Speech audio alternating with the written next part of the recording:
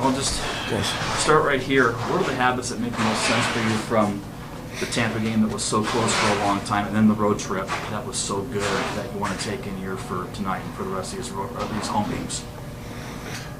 Well,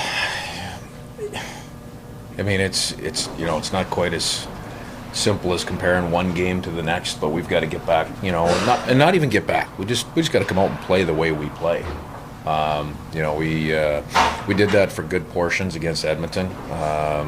We gave up a little bit too much, especially off the rush, and some of those were free opportunities. So coming off of that game, really just make sure that we get back to checking as a group against a really a team tonight that is they're fast and they play fast, so they present a big challenge in that way. Dave, you talked after Edmonton about how good Edmonton was at getting close to the net, and this team, the Devils, do that too. What are the keys to the Kraken's game to slow that down? Yeah, we know the way we know the spots that we have to get to and where we have to be. The two goals that Edmonton scored on us. One was, you can call it a strange bounce. We deflected it, but also we turned the puck over. We didn't block a shot, and we didn't box out. And those kind of plays have a way of ending up in the back of your net. So, and the same thing on the third goal, which was really probably the one that broke our back a little bit in Edmonton, just curling away from that critical area, when there's still a 50-50 puck that got us on the Fogle goal. So it's nothing that we don't know.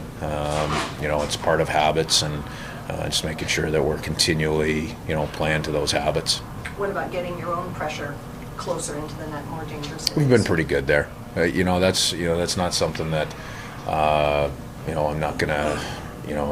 I don't think that's been historically a big issue for us.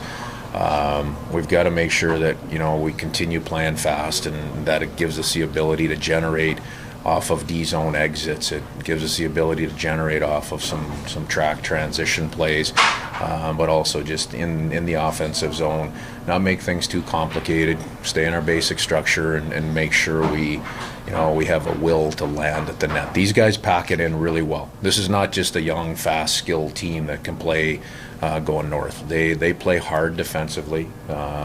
They make it hard in the defensive zone. They, like I said, they box out and pack it in the critical area pretty well. So we've got to make sure that we have a real will and a mentality to get there. Kind of a two-parter here. If you're able to give an update on Schwartz and Schultz and whether or not they're in for tonight, what do you know about your depth right now? Neither guy will play tonight. Schwartzy is day to day. I'll have more of an update for you on Schultz. I'm more comfortable giving that update probably tomorrow. But neither guy will play tonight. Given the fact that we're getting toward the end of the third week and a big crunch of the schedule right now in this month, what have you learned about your depth and your culture that has sustained you so far? Well, that's been our ability to play with depth through our lineup has been the formula to success. That's not going to change for us. We probably the last two nights, really, if you really break it down, you look at the Tampa game, the difference was, their third and fourth line came up with goals, and, they played well throughout their lineup. Even the Edmonton game, the second goal was scored by Ryan, a quote-unquote depth player for them. That's how it is at this time of year. You have to have good contributions from everybody throughout your lineup. And for us, that's been the formula since day one. So, as you run into different injuries, you go through busy stretches like we're in right now. You're going to have challenges to your roster and to your depth, and that's also opportunity for guys to step up and be able to, provide that game-changing play, provide good, solid play that helps you win. Because of your health, Cale hasn't had a chance to play much for you. How have you seen him stay in things and go with you day to day? Yeah, that's a challenge. I mean, he hasn't played for 4 or 5 weeks, so that's a challenge stepping back into the lineup. But he does the work every day. All the work that goes on behind the scenes, you see some of it, after morning skates, after practices, things like that. that can be a bit of a lonely world at times when you're doing that day after day. But it's extremely important to do it at a high level so that you have an opportunity to come in tonight and feel comfortable in game action. Dave, talk about the schedule and the grind, what does one day off do for you guys? Is that a huge thing this time of year? No, I mean, in reality, we've practiced one time over the last, I don't know how many days it is. We practiced, our last practice was in Toronto for 25 minutes. Due to the schedule, due to the amount of travel, whatever our stretch is now, and you guys probably know what our stretch, it doesn't matter, right? Everybody's got a busy schedule right now.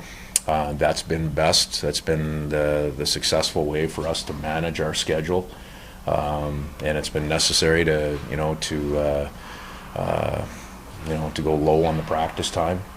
So we've got to finish out this stretch. We've got a couple of real important home games here tonight, and then on Saturday, and then we have a little 3-day breather there where we'll get at least one good practice in. Sprong's up to a new career high in goals. He's had a really strong year for you guys. What's impressed you most about the way he's played this year and his game-to-game consistency and everything that he's brought? The word consistency. He's done a really good job in working to be a good two-way player. That's helped him and his line mates generate offense without cheating on the other side. That's been really important for our team. He's also been, he's become an important part of our power play, regardless of which unit he's on or whichever spot that is. So remaining sharp there and contributing on a regular basis offensively there is really important for his game and for our team. Dave, you mentioned Justin Schultz not playing tonight. He obviously brings a lot to the table on the back end. What's kind of been your message to the other guys about not trying to necessarily do too much to replace exactly what Justin brings? We really haven't talked. We haven't talked to the group about that. We've got a veteran group back there with, obviously Cale's a younger guy coming in, but he's not a young kid. He's been around. He knows his job. He knows his role.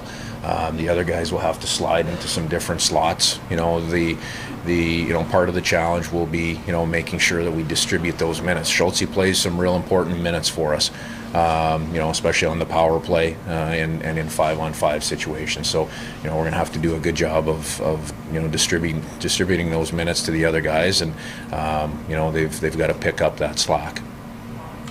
Confirming Jonesy and Epperton. Yes. Yep. Good. Great. All right. Nope. Good. Thanks, Dave. Thank you.